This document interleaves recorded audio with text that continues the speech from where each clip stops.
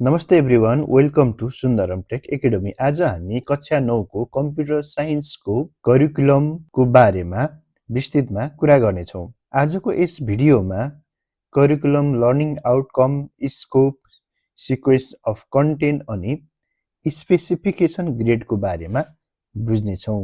अब हामी पहिलो पाठमा लागौँ। पहिलो पाठमा हामीले लर्निङ आउटकम यानि कि क्विक ओभरभ्यू हेर्दैछौँ। कक्षा 9 पुरा गरिसकेपछि विद्यार्थीले मुख्य गरी यी कुरा सिकिसकेको हुनुपर्नेछ। कम्प्युटर सिस्टमको कम्पोनेन्ट बुझ्ने, नम्बर सिस्टम जसमा बाइनरी, अक्टल, हेक्साडेसिमलमा कन्भर्ट गर्ने, ब्लक प्रोग्राम प्रयोग गरेर सिम्पल गेम अथवा प्रोजेक्ट बनाउन सक्ने, HTML, CSS प्रयोग गरेर वेब पेज बनाउन सक्ने, सोशल मिडियाको सुरक्षित प्रयोग गर्न सक्ने, साइबर सेक्युरिटी र डिजिटल सिटिजनको आधारभूत कुरा बुझेको र पाइथन प्रोग्रामिङ ल्याङ्ग्वेजको बारेमा आधारभूत कुरा जानिसकेको हुनुपर्नेछ। यी सबै कुरा जानिसकेपछि कक्षा 10 र हायर लेभलमा कम्प्युटर अध्ययन गर्न विद्यार्थीलाई सहज हुनेछ। अब दोस्रो पाठमा लागौँ।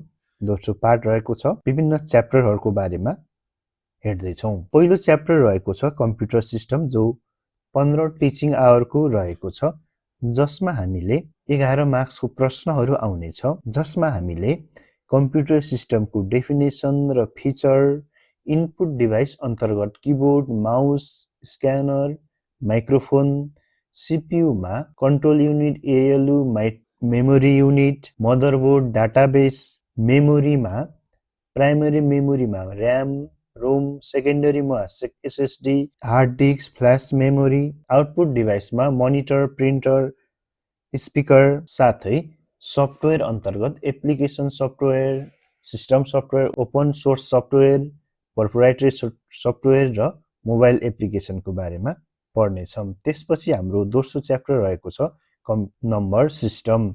नम्बर सिस्टम जम्मा 6 टिचिङ आवर्सको हुनेछ, जसबाट 4 मार्क्सका प्रश्नहरू आउनेछन्, जसमा हामीले decimal, binary, octal, hexadecimal number system पढ्नेछौँ र ती नम्बर सिस्टमहरूमा कन्भर्जनहरू गर्न सिक्नेछौँ, एडिसन, सबट्र्याक्सन गर्न सिक्नेछौँ बाइनरीमा। त्यसपछि प्र्याक्टिकल कन्भर्जन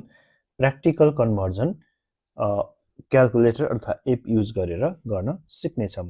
त्यसपछिको च्याप्टर 3 रहेको छ ब्लक प्रोग्रामिङ, जसको टिचिङ आवर रहेको छ 6 घण्टा र मार्क्स रहेको छ 5 मार्क्स। यसमा हामीले concept of block programming पढ्नेछौँ।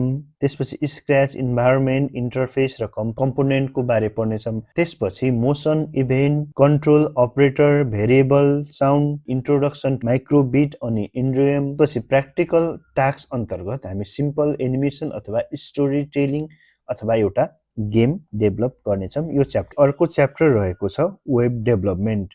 Web डेभलपमेन्टमा हामी concept of web technology, UI, UX को बेसिकहरू, HTML स्ट्रक्चर र ट्याग, जसमा heading, paragraph, list, table, image, link आदि, CSS बेसिक अन्तर्गत इनलाइन, इन्टरनल र एक्सटर्नल CSS, प्रोजेक्ट वर्क अन्तर्गत हामीले एउटा प्रोजेक्ट वर्क बनाउनेछौँ, जो चाहिँ पर्सनल वेब पेज डेभलपमेन्ट छ। पाँचौं च्याप्टर रहेको छ इन्टरनेट र सोशल मिडिया, जसमा 5 मार्क्सको प्रश्नहरू आउनेछ, 6 टिचिङ आवर रहेको छ। यसमा हामीले www, URL, ब्राउजर, सर्च इन्जिनको बारेमा पढ्दैछौँ। रिमोट लगइन अन्तर्गत एनीडेस्क, टिमभ्युअरको बारेमा अध्ययन गर्नेछौँ।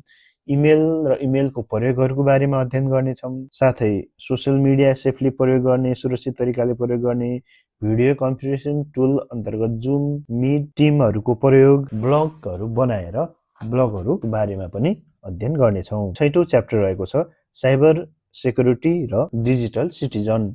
यसमा हामीले 5 मार्क्सका प्रश्नहरू पाउनेछौँ र यसलाई हामी 6 टिचिङ आवरमा अध्ययन गर्नेछौँ। Concept of cyber security and cyber क्राइमको बारे, सेफ ब्राउजिङ टेक्निक बारे, डिजिटल फुटप्रिन्ट बारे, प्राइभेसी बारे, नेटिक्युट बारे, रेस्पोन्सिबल डिजिटल सिटिजनको रोलको बारेमा, प्र्याक्टिकल अन्तर्गत एन्टिभाइरस, फायरवाल, स्ट्रङ पासवर्ड बनाउन पनि सिक्नेछौँ। अन्तिम च्याप्टर रहेको छ प्रोग्रामिङ कन्सेप्ट, जसमा हामीले पाइथनको बारेमा पढ्नेछौँ र जम्मा 15 टिचिङ आवरको रहनेछ र योबाट 12 मार्क्सका प्रश्नहरू आउनेछन्। यसमा हामी प्रोग्रामिङ ल्याङ्ग्वेजको परिचय, फ्लोचार्ट र अल्गोरिदमको बारेमा, पाइथन भेरिएबल डाटा टाइप अपरेटर्सको बारेमा, कन्डिसनल स्टेटमेन्ट अन्तर्गत if else statement, loop for व्हाइलको बारेमा, लिस्ट डिक्सनरी स्ट्रिङ फङ्सनको बारेमा पढ्नेछौँ र एउटा सानो प्रोजेक्ट ओको रूपमा क्याल्कुलेटर अथवा सिम्पल प्रोग्राम बनाउनेछौँ। यो भिडियोको थर्ड पार्टमा लागौँ। यो थर्ड पार्टमा हामी स्पेसिफिकेसन ग्रिड अथवा इक्जाम प्रिपरेसनको बारेमा कुरा गरौँ। यो ग्रिडले कसरी इक्जाममा प्रश्न आउँछ देखाइएको छ। हामीलाई 50 मार्क्सको प्रश्नहरू आउनेछन् थ्योरिटिकल्ली, जसलाई 2 घण्टा समय छुट्याइएको हुनेछ र प्रश्नहरू यस प्रकारका हुनेछन्। 10 वटा एमसीक्यू अथवा मल्टिपल चोइस क्वेसन आउनेछन्, प्रत्येकको 1 मार्क्स गरेर 10 मार्क्स। सर्ट क्वेसनहरू 2 मार्क्सका 10 वटा आउनेछन्, 20 मार्क्स। लङ क्वेसनहरू 4 मार्क्सका 5 वटा आउनेछन् र यसरी 20 मार्क्सको क्वेसन बन्नेछ। यो भिडियो कन्क्लुजनमा जाम। कक्षा 9 को कम्प्युटर साइन्स करिकुलम धेरै ब्यालेन्स रहेको छ। यसमा थ्योरी, प्र्याक्टिकल, प्रोजेक्ट वर्क अनि रियल लाइफ एप्लिकेसन सबै छन्। यदि विद्यार्थीले यो सबै सिलेबस राम्रोसँग पढ्यो भने विद्यार्थीको प्रोग्रामिङमा राम्रो फाउन्डेसन बन्नेछ, सेफ डिजिटल सिटिजन बन्नेछ, आइसिटीमा फ्युचर करियर पनि राम्रो हुनेछ। यसरी आजको भिडियोमा हामीले कक्षा 9 को कम्प्युटर साइन्सको करिकुलमलाई रिभ्यू गर्यो। यदि यो भिडियो उपयोगी लाग्यो भने लाइक, शेयर र सब्स्क्राइब गर्न नभुल्नुहोला। तपाई सुन्दरम टेक एकाडेमी युट्युब च्यानलमा हुनुहुन्छ। हामी अर्को भिडियोमा भेट्नेछौँ। धन्यवाद।